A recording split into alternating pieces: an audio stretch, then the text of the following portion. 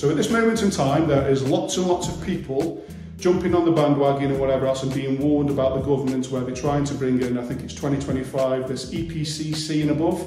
I believe they've moved it back now to 2028. You might fact check me, I'm not sure.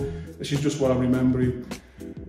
So quite a few people have come through to me saying, how do you know what to do, blah, blah, blah. So I'm going to share with you a tip. Okay, so if you want to know in one of your projects what sort of calculations you should get, my advice to you, what I do, and this is a cheat, a little bit of a cheat, a little bit of a hack, is find an EPC assessor and ask them to come out and review the property. And they'll go through and review the property and tell you what it's currently rated. And then if you turn around to them and ask them, say, what do I need to do to this property to get and achieve a C? And that person will then come back to you and say, oh, I would say that you need external wall insulation, you need to top up your insulation in your loft. I would put this sort of boiler in or something that's energy efficient. Make sure you've got TRVs on all your radiators, which are these things here. TRV stands for thermostatic radiator valve, so the heat can be adjusted inside the room. Make sure you've got low carbon LED lights, blah, blah, blah. But they will give you a list of things that they would like you to do to achieve a C rating or above.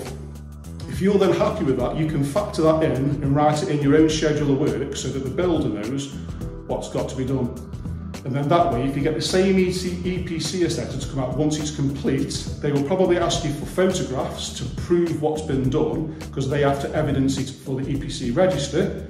But if you do that and work with them, you're helping them to do their job, but you're also getting basically what's called SAPS calcs, is the professional word, or this phrase that we use, to get what we need to do for the thermal value. So that's a little bit of a trick and a little bit of a hack.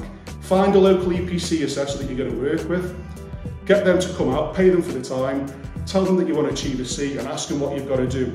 Then you can't go wrong. It's just that simple, folks. So that's a cracking little tip for you there. There's quite a few people come through on YouTube and ask me, how do you know what size you've got to do, blah, blah, blah.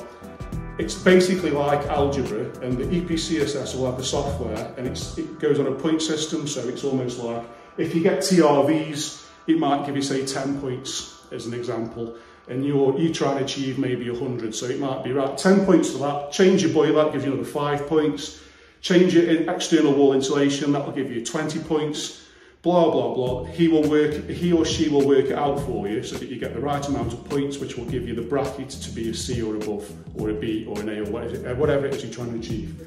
But that is a cost-effective way of getting what you want, and then, like I say, when you do that, you'll come back quite happily and give you what you want as long as you can evidence it. Top tip from me, folks, and that's it. I'll see you soon.